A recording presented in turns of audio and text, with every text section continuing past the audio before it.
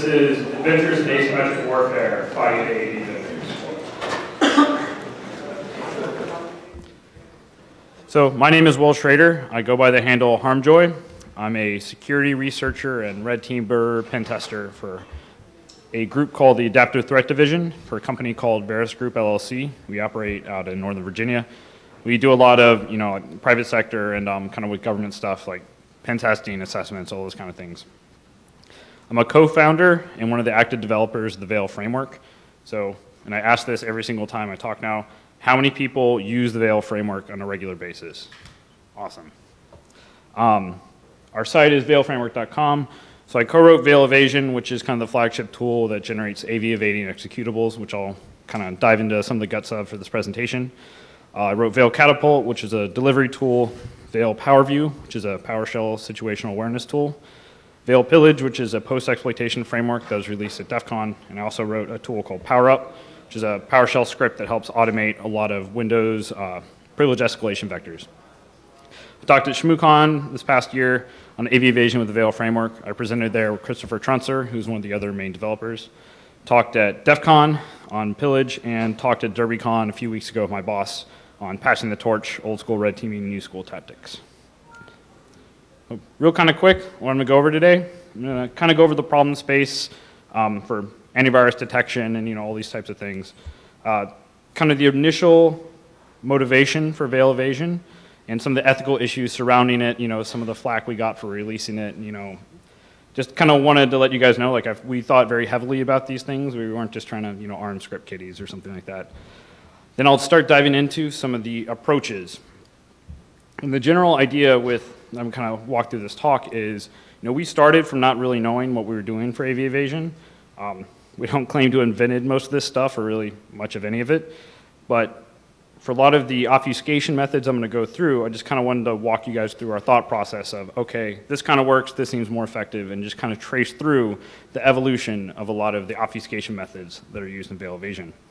And then at the end, I'll cap off with some kind of brief payload analysis for a few of the different classes, a few of the different languages, and show you how really, in our opinion, kind of the static signature detection for executables is pretty worthless now. So the halting problem. I know this is kind of weird and kind of funky if you don't have a computer science background, but essentially, like 70, 80 years ago, Alan Turing proved that it is not possible to decide whether an arbitrary program will eventually halt or whether it runs forever. So like, okay, what does this really matter? What does this mean to me? This is used by a lot of computer scientists to prove whether or not a specific task is impossible. And they'll show that it's called by reduction, to where if you can show that a task will result in solving the halting problem, then that means that task is impossible. So what this is, it's actually kind of a brief little outline of a reduction proof. And the whole point of this is that perfect antivirus detection is impossible. It's an undecidable problem. You cannot have a 100% effective antivirus solution. It's like there's a proof on paper that says you can't do this. So, but even though a perfect approach is impossible, approximations can be made. The reason I'm kind of talking about this briefly is like we know that our task of breaking it is exponentially easier than actually building the appropriate detection. And we're not just sitting here saying, ha ha ha, antivirus is completely worthless.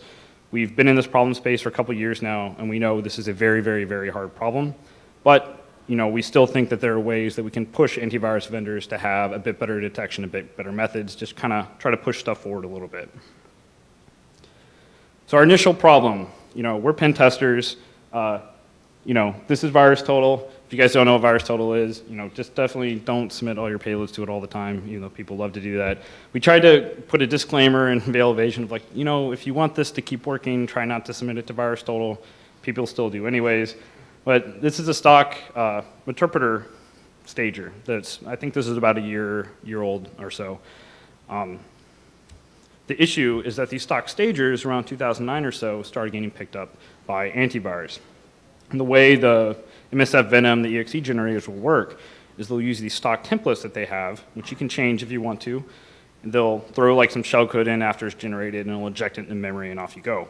So antivirus vendors just wrote static signatures for these kind of stock templates saying, ha ha ha, okay, you're secure now, but Even just changing the templates themselves gets you a lot better AV evasion. So after this started happening, we kept burning time on limited time engagements. If you have 3 to 5 days for a pen test, you don't want to spend an entire day rolling an AV bypass method. We were never able to not get by antivirus. It was just a matter of time.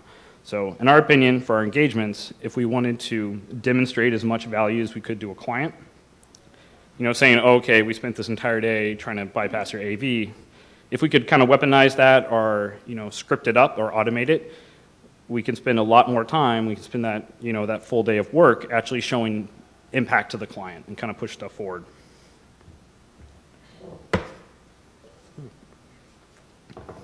And also, antivirus evasion is a problem the bad guys have already solved.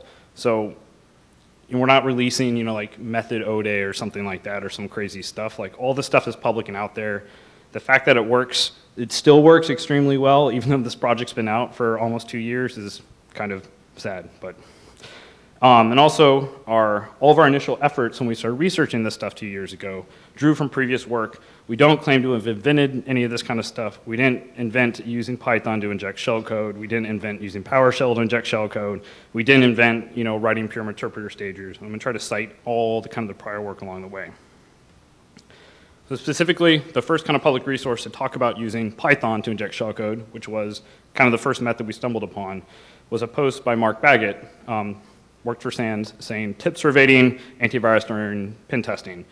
And in this post, he talks about using a C-types data structure in Python to just kind of do really basic shellcode injection. Dave Kennedy released a tool, PyInjector, in 2012, which is kind of a compiled up version of some of these same types of approaches. And you can run the executable and then a string of shellcode, injects into memory.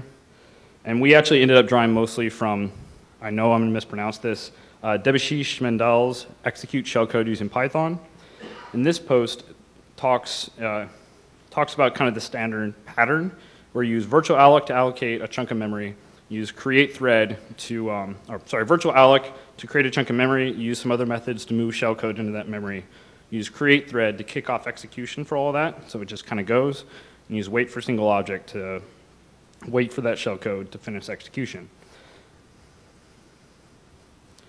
So our solution, after looking at all this kind of stuff and thinking, okay, Python seems like an effective way that people have been doing this, is we wanted to build something that got around antivirus as easily as professional malware. We didn't have to want to write our own backdoor each time, re-roll a bypass method. And one thing, I'm sure a lot of you guys have done this, like kind of how it was a few years ago, the Python stuff would be great, but you would have to have a Windows VM and use this PyInstaller or PyDexe, generate your shellcode manually, drop it into the Python thing, like drop it into a Windows VM, compile everything up, like pull the exe back out. If you made one small mistake or something like that or wanted to change the shellcode, you had to like redo that entire process. So it took a little bit. We started thinking there has to be a better way to do this. So we, Christopher Trunser, Michael Wright, and myself, the main developers, we wanted to build a framework that generated payloads in a kind of language and technique agnostic way. I think it was about 1.5 years ago when the project kind of finally hit public for Veil Evasion. The code base was private for a while beforehand. We debated a lot of these ethical issues for a while, which I'll go over here in a second. Finally decided to open source it. And the big premiere for it was this past year at ShmooCon 2014. It was a presentation called AV Evasion with the Veil Framework. I think the slides and like the video and all that stuff are online if you want a little more of a detailed overview of the framework itself and a lot of its capabilities and how it ties into everything. This is kind of the interface. We kind of have a standard interface for most of our Veil tools, but we have payload modules to where you can build these generation modules which generate the source code for whatever language you want. You can write your own custom bypass methods and actually just drop them into the structure. So say you want some cool new Python thing, you could write a module for that, drop it into the tree, the framework will load it up. You can inject shellcode with it, wrapping MSF Venom, new custom shellcode and all this kind of stuff. But it's really nice to where if you don't want to, we still haven't gotten a pull request for any modules because obviously people want to keep their bypass methods kind of close to the chest. But if you want to write your own, you can just drop them in and take advantage of like the C, the Ruby, the Python, all the kind of the compilation stuff and the shellcode generation. We have some posts on developing your own payload modules and all that kind of stuff up on our site, the veil-framework.com. So the ethical issues. The disclosure debate has been going on for a long time. It's kind of really centered on exploit disclosure. But our view, and most of the people I talk to seem to agree, is that pen testers are at least 5 years behind the professional malware community, and I'm sure even further behind, nation-state communities. But again, like I mentioned, this is a problem the bad guys have already solved, and they've done it better than we have. So if we're trying to demonstrate value to clients and saying, if you're trying to simulate what a bad guy is actually doing, you need a method to at least simulate some of this type of stuff to get, bypassing these types of defenses. So antivirus, it's pretty much a joke to professional malware guys. I think one of the last point-of-sale malware samples didn't get flagged by a single antivirus engine. This isn't really an issue for people that are paid to do this. However, when we released this tool, these are quotes from the original Reddit thread where a lot of people were not happy. I think one of the quotes was, surely this will just result in 21 new signatures for all major AVs and we're back to square one. That hasn't been the case. And isn't our field meant to be working towards increasing security rather than handing out fully functioning weapons? So I think that's a little ridiculous if, just wrapping public Python shellcode injection methods is, handing out cyber weapons, then whatever. But one of the quotes we did like was, someone pointed out, and kind of we agree with the sentiment, is that anything that helps to expose how ineffective antivirus is at stopping even a minimally sophisticated attacker is really a good thing. And that's kind of our point. Like, bad guys aren't dropping, 4 megabyte like PyInstaller rat malware, but we can actually at least simulate some of these actions on a limited time frame engagement using some of these techniques. These are our favorite quotes from Twitter. So the main thing, this is during the ShmooCon presentation, but the main thing that bothers him about the Veil framework is that new pen testers will never know what it was like to do all this manually. So like I talked about of having to roll your own stuff or writing your own C stager and all those types of things. We wrapped all that stuff up and tried to obfuscate as much as we could, which I'll go through. And then Script Chunky, responded back in my day, we had to obfuscate bits by hand uphill both ways. So just shaking the fist. We just made it too easy, I guess. But like I mentioned, so we kind of started with Python-based shellcode injection techniques. We soon started kind of branching into other languages because we wanted to make it, like I mentioned, kind of language and technique agnostic. So if you have your payloads pretty similar each time, kind of a stock template, this is the problem that Metasploit started running into, to where it's pretty easy for antivirus to just do, a stock kind of static string signature for it. So we started thinking, okay, how do we start kind of just basic obfuscation for this stuff? So all right, let's just randomize every single variable, every single method. Just go through it and say anything that can be randomized, let's go ahead and do that. This is very simple. This, obviously is nothing crazy. The sad thing is this is still really, really, really effective, much more so than it should be or you think it would be against a lot of antivirus vendors. So this is kind of an example of what one of the Python payloads will look like now. If you're extracting this out, anyone that knows how to RE or actually do manual reversing for this stuff or malware analysis is going to be able to figure out what this does. The idea is not to, stymie advanced malware reversers because we're not going to be able to do that. But we wanted to have an automated solution that tries to scan this stuff. We wanted to at least throw a couple wrenches into that automated detection process. So sticking with the Python stuff, our next idea was, okay, how far can we take all that Python obfuscation? And what if vendors still find a way to trigger on some small components of the Python script sources? So we looked at the Hyperion project, which is a kind of PE crypter. It'll take any executable, do a little stub, encrypts it with a random AES key, and then actually brute forces the key in memory. So our approach, kind of similar, was you take this little kind of crypter, feed it any Python import file, and it'll do a random AES key, base64 it, and roll it all up in this little kind of exec wrapper. So you go from something that looks like this, you see all the shellcode up there and all the stuff down there. You can see the create thread, the wait for object, the virtual alloc and all that kind of stuff. So maybe they're doing some signatures for that series of calls or something like that. That's what it'll look like now. And now it's really hard to read really small text, but you basically import a couple things. It just says exec, and it's this giant base64 encoded thing. This will, on base64, decrypt all of this in memory, like decrypt the entire script to inject shellcode, and then execute that in line. So every single time you generate this, even if it's the exact same payload input file, this entire thing will change. So we're like, okay, that's about, seems like kind of about as much randomization as we could get for Python at least. We're like, okay, thinking along these lines too, we just started kind of brainstorming. Like, what if for the shellcode injection, like AVs are actually triggering on some of the raw shellcode itself? Started researching some stuff, and the way that interpreter stagers work really aren't that complicated. Raphael Mudge, who's actually out there at the Cobalt Strike table, had a couple posts that I found. It wasn't even posted at the time. It was some like email threads on the Metasploit mailing list back and forth with Egypt. So in that, he was kind of working out, like, how do interpreter loaders work? And he actually put a post up, I think last year. This is after we kind of devved our own stuff. But he has that blog.strategic cyber, the stage payloads, what pen testers should know. He goes through kind of some proof of concept code and like really tells you exactly how this stuff works. So before, to me, it was kind of a little bit of black magic. I was like, okay, under the hood, it does something and loads it all up. But again, it's actually pretty simple. For the reverse TCP stager, the shellcode will open up a TCP connection back to your MSF console, your interpreter handler. The handler will spit back 4 bytes, which indicates the size of the DLL it's about to give you. Right after that, it pushes out the DLL itself. So an interpreter is a reflectively injectable DLL, which means that you can spit this back out, and an agent or like the shellcode of the loader can load it all in memory without touching disk, and then you can migrate around and do all your fun stuff. Then the shellcode will push the socket number into EDI. And the reason it does this is you kind of have your data channel where you're staging the DLL, and then you want to have communications with the handler itself.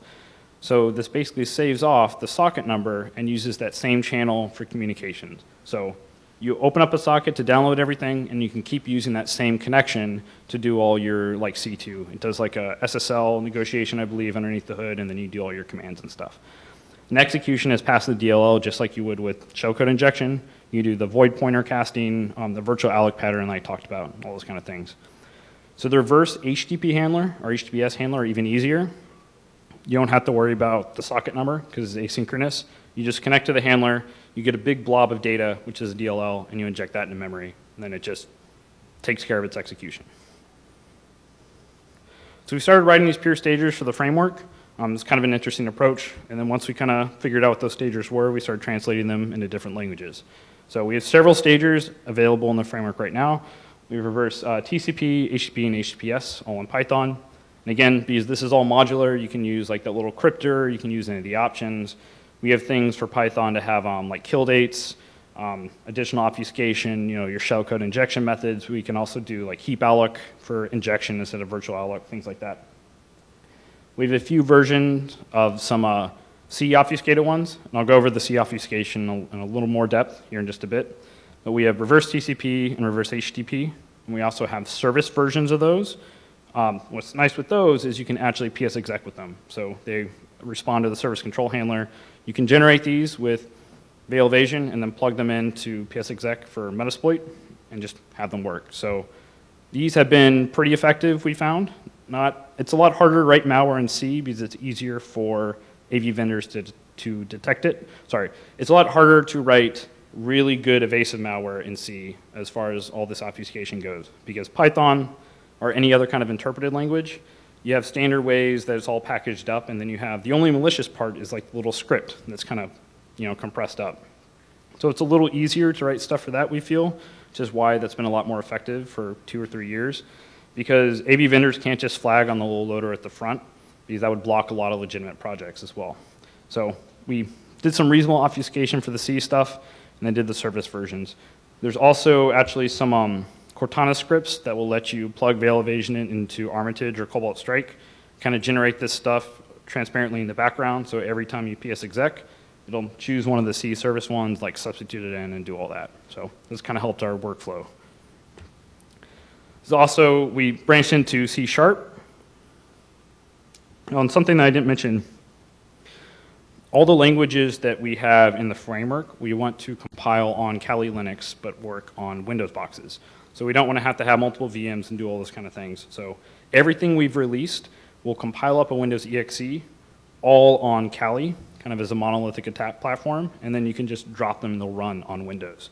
So with the Python stuff, we actually run PyInstaller under Wine on Kali. The setup will install all this stuff transparently underneath the hood. You don't have to configure everything. You don't have to worry about it. You just point and click. The C stuff uses Min32 or MinGW32 to compile everything up. The C# stuff uses Mono. Now, people have kind of yelled at us or saying that we have a huge number of dependencies for the project, which is true. But if you want to compile .NET code on Kali and have it run on Windows, you have to use Mono. That's the only option. Unfortunately, it's like 700 megs of dependencies for Kali or something like that, but is the only option.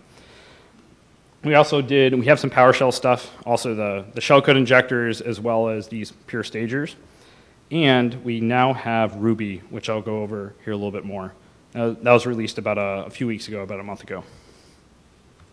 Yes? Does compiling on Kali, compiling a Windows binary, leave any artifacts that if a normal vendor that compiles on a Windows box? For the interpreted languages, I don't believe so, because, and I'll go into some of the details on how, say, PyInstaller works. But basically all it does is it has like a little static loader at the front, and then it makes kind of a big kind of semi-compressed, something kind of like a zip that it tacks onto the end. So because of that, you're not really compiling anything, you're just kind of compressing it and making a self-extracting exe. So like Python, Ruby, and that type of stuff, no. The C stuff, yeah, you can tell that it was compiled with like MinGW32. And we've seen there was one vendor that started flagging some things or using that as an indicator. It's not 100% or anything like that. And we always have questions from people saying like, oh, have you looked into getting around this vendor? Have you seen that? Like, there are a lot of AV vendors out there. We don't have the kind of like the time or resources to constantly test and fight against every single one of them. That's why our approach is we always want to do a ton of methods. The idea is if you're going up against a target and you know what their AV is, then you can just clone it off and like see what works.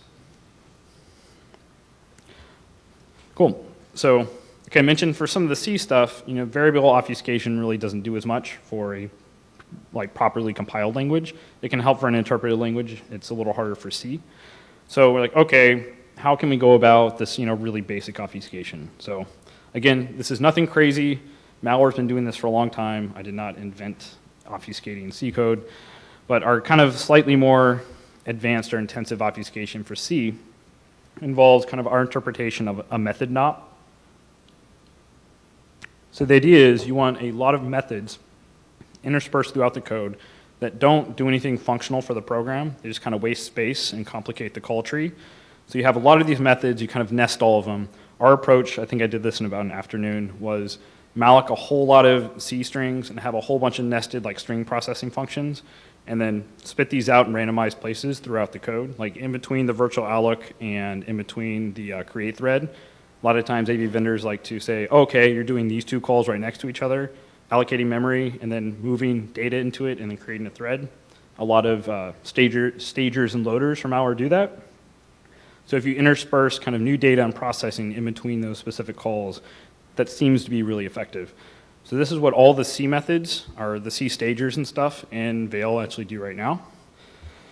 And again, you want to muck up the dynamic analysis a bit without affecting the actual execution of the program. Anyone that's a reverser is going to be able to figure out what it's doing. Again, that's not our goal to stymie all the actual reversers. But if we sufficiently complicate the call tree of the program, that seems reasonably effective against combating a lot of these antivirus vendors. Again, this is a basic version of what malware's been doing this for a long time. It's still really, really effective. And like I mentioned, we had a bunch of randomized string processing stuff, malloc all the strings, intersperse and randomized functions throughout the actual code. That's kind of what it looks like. I know it's really kind of small again, but we have all of our randomized string stuff, and we intersperse that all throughout. Again, this is an open source project. AV vendors or you guys, if you're curious, can go look at the code and see exactly what's happening.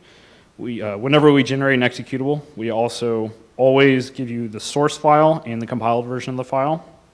And I think Christopher Trunser actually just put up a post on our site recently about how to actually extract the Python source file from the exe so you can verify it against the source if you don't trust us.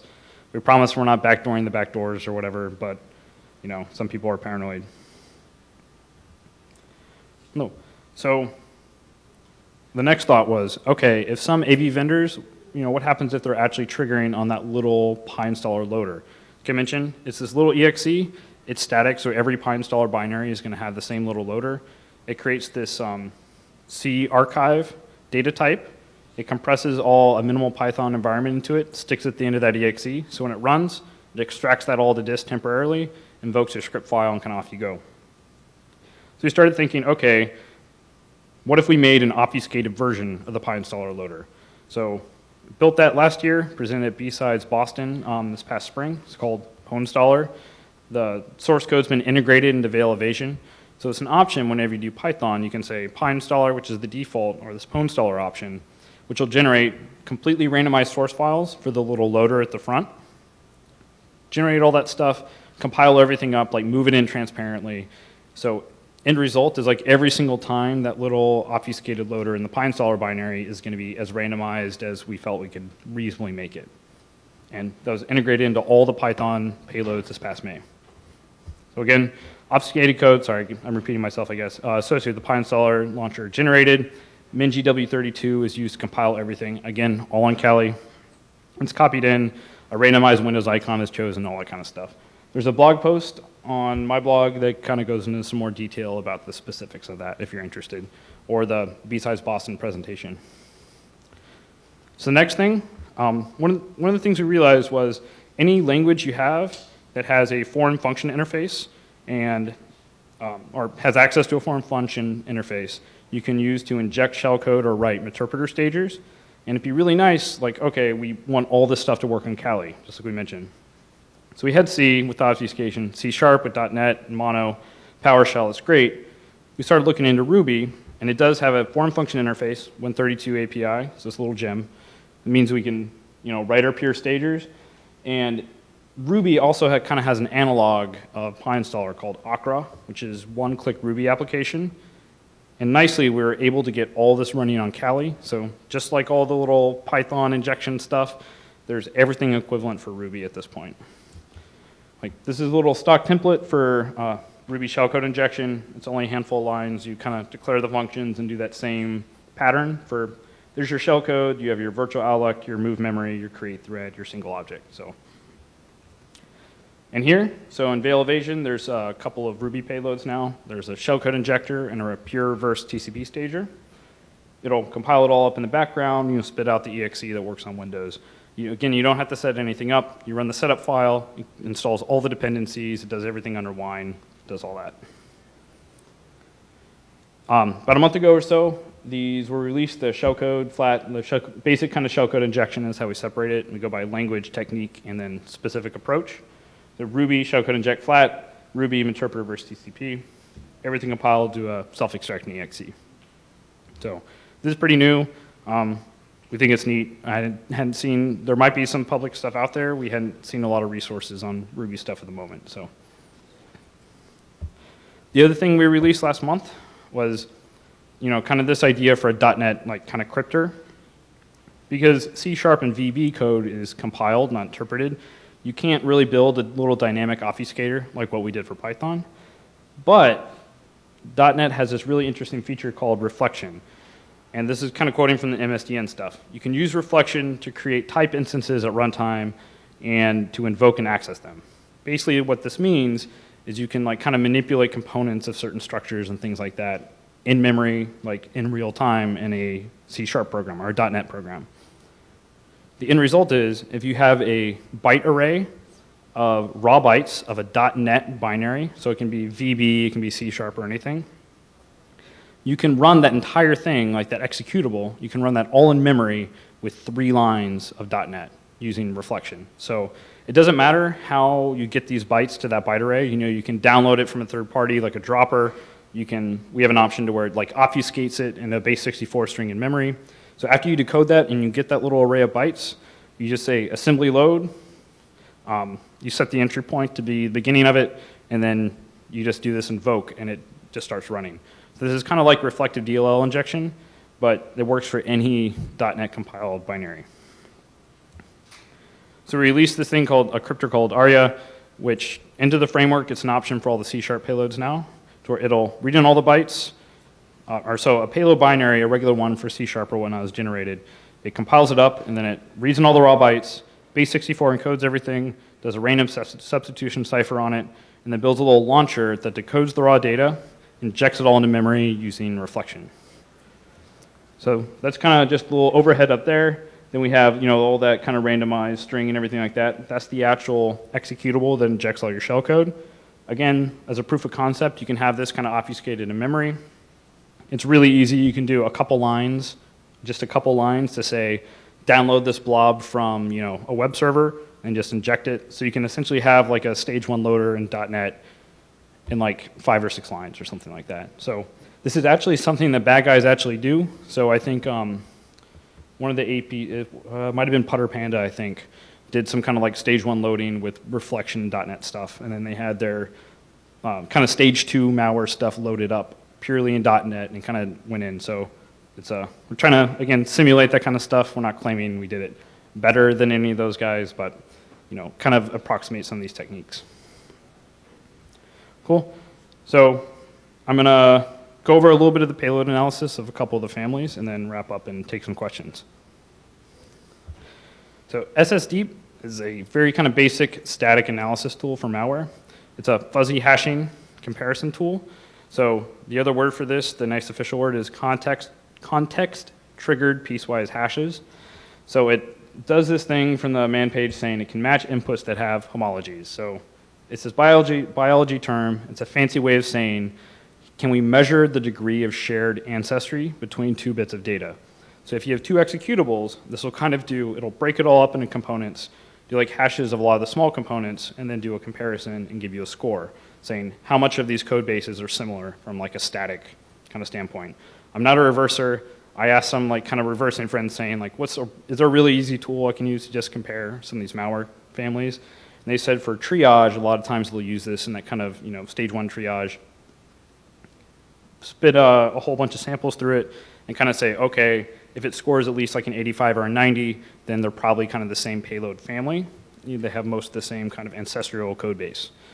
So what I did was, for a couple of these families, I generated 1,000 samples of each and then did a run of comparisons. So it did 1,000 choose 2. It compared every single possible pair of the entire thing. Then I ran some stats on some of the scores and everything. Like the Python interpreter versus TCP. Of those 1,000 samples, the 1,000 choose 2 gave you almost 500,000 possible pairings. And only 1/3 of them match at a score of 75 or better. Only 66 of them, or 0.1%, scored at 90 or better out of 100. And from my friend's kind of like basic information he gave me, saying like, okay, only 0.01% of these kind of count as the same malware family. Even though they're generated using the same kind of technique, this didn't use the Pytherian stuff or anything like that. It didn't use the obfuscated loader. You still get kind of pretty good variation of a lot of it. The average pairs-wise score was 74. And a lot of these really kind of scored off to where they weren't similar at all. So these techniques give you kind of like a really nice kind of spread to where like these aren't the same kind of payload family. Where this shows kind of a graph of all the SSD matches for the Python interpreter TCP. You see it kind of spikes up around 74, but it trails off pretty fast. So there's reasonable variation. The C, like I said, it gets a little more difficult for the obfuscation. We did the same 1,000 samples, same about 500,000 possible pairings. About half of them scored at 25 or better. So about half of them scored as completely dissimilar, which is pretty awesome. And only 0.5% scored at 90 or better. The average pairwise score was 37. So very few of these, just kind of like the Python stuff, scored as a similar malware family, but there was a lot wider variation than the Python stuff. Like there's no super specific spike. There's a lot more kind of all over the place. It kind of fell off after it hit. I think the threshold for any score at all is like 35 or something like that. But. So this is why, this is going to be a lot better to use this kind of your stock PSExec stuff than just using the same template. This is a little harder. It's not impossible. It's a little harder to write just a static signature for it. Then doing the C# stuff with the little .NET crypter, only about 5 pairings matched at 25 or better. None scored at 90 or better. So this variation, I didn't even graph this because the variation was, there was like 1 data point, so it was just completely off the map. So none of these scored as a similar malware family based on SSD. If a reverser started looking at this, they would see like, okay, these are actually very similar, but again, that kind of, first automatic triage type stuff, that's what we're kind of trying to get by. So in the recap, we started this research out of necessity, but then we kind of continued out of curiosity. Again, a couple years ago, we knew absolutely nothing about any of this stuff. We were able to build some really effective approaches very, very quickly. This is not rocket science. This stuff isn't that hard. Like I said, beating up AV vendors isn't extremely difficult. But there's still ways to stop us. We went over this in the ShmooCon presentation. Proper behavioral analysis is really the way to go. Some vendors have started doing this to where you're like, okay, let's hook the virtual alloc calls and kind of at least detect to start that virtual alloc pattern. That's a pretty effective thing. There's a project called Ambush IPS released by Script Junkie, which is a very granular kind of host-based IPS system. You can write rules that say, if you do this call, then this call, and this call with these types of arguments, then flag or block. So you can write rules that block all interpreter loaders or things like that. Again, the problem is, though, we don't want vendors to just stop pen testing tools. You want them to actually stop real malware because they're just trying to simulate this stuff. One thing we've seen that's been really effective that a couple of vendors do is kind of crowdsourcing the reputation of the EXEs. So if they've never seen an executable before and it hits disk, they say, okay, we don't know necessarily if this is good or bad, so we'll pop up to the user and ask them if they actually want to run it. Or they'll apply much more stringent kind of heuristics to it if they've never seen that sample before. So that's really kind of flummoxed us a bit, but luckily PowerShell gets by all that stuff, so you don't have to worry about it.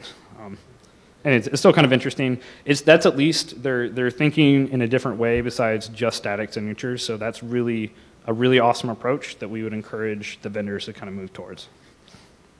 And then, yeah, that's our hashtag, AVLL.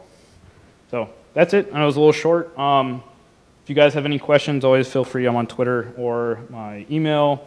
The site, we try to do a lot of blog posts, pretty much kind of diving into technical information or releases for any of the modules and things like that. The things I didn't mention is we actually have a standard kind of release cycle we do. So it's called V-Day, kind of modeling after Patch Tuesday, to where the 15th of every month for the last year or last 13, 14 months, we've released at least one new module or payload family. So this past month was the Ruby stuff. We actually are a couple days late for this month, but it's going to be the Ruby reverse HTTP and HTTPS stagers. Next month we got some, we have enough research to where at least for a few months out, we always try to stack stuff up. So we've got, I think, probably at least 9 more months of releases if we didn't do any more research at this point. So again, we didn't want to just kind of drop it all at once. We're just trying to, as we figure out stuff and kind of move ahead, we want to keep releasing it to let people know this project is alive, we're still doing this, we still think it's interesting. So, and then the GitHub is Veil Framework. That has all the separate tools underneath it. Veil Evasion is kind of the main tool. We have a super project called Veil that we recommend you clone that down and run the setup, and that'll run everything for the standard configuration for the additional tools like Pillage. And actually, this fall, or pretty soon, we're going to start rewriting the entire code base from scratch. So all the tools will actually work together. It won't be, the setups won't stomp on each other and everything anymore. But, all right. So yeah, it's going to be a complete rewrite for kind of like a 3.0 release that's going to be sometime in the spring. So. And we also just released our own kind of a port of MSF Venom into Python. So now we don't have to wrap, we're basically independent of Metasploit now, or we don't need it as a dependency if you don't want it. So you don't have to wait for the whole Metasploit stuff to like spin up. It can just be like instant shellcode generation. So, cool. Any questions? Yes? Do you have to worry about your entropy scores at all? We haven't looked as much into that yet because we haven't had to. We know some approaches for some AV vendors are saying like, okay, if this section has a whole lot of randomness, that might be suspicious or might be a kind of packer or something like that. We haven't looked into it yet because we just haven't had to, but that's something we'll probably start looking into in the next few months. But, maybe a way to, instead of making it look completely random, try to mask it as like normal looking text or, different kind of encoding method or something like that. Yes. How much does this look like commercial IP obfuscation protection techniques? Honestly, I don't really know. I haven't looked at any of the commercial solutions for the obfuscators and packers outside of, the kind of the standard open source ones like UPX or whatever. The thing is with us at least, each language is it's very, very different. It's kind of a different approach. So at some point, we'll probably look into some of the commercial things, but this has been effective enough to where we just haven't had to look at the commercial stuff. But it's something to definitely look into. Yes. All right.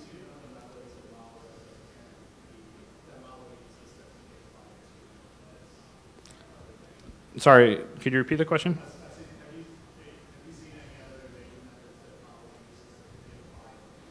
Yeah, I talked to a couple of friends who are reversers. There's a couple other techniques for shellcode injection that we're planning on introducing and things like that. But yeah, our shop doesn't really do reversing ourselves, so we don't have a huge amount of insight outside of, kind of what's publicly out there in reports. Yep. Is there any plans for 64-bit? We've been asked about that a lot. That was one of the biggest questions we got at DEF CON, so we actually, as soon as I stop traveling nonstop, I'm going to try to actually start looking into it. But we've got a few new people that come on board, and once we start doing the framework rewrite from the ground up, we've kind of pushed a couple of the feature requests to be like, okay, we're going to reset everything anyways. So we're definitely going to try to look into how to programmatically integrate 64-bit stuff and compile it, especially because things with patch guard and all that make it 64-bit can be really, really effective in evasion stuff. So that's for on-disk evasion, that's going to be kind of one of the next iterations for it. So cool. Unless anyone has any other questions, that's it. Thank you.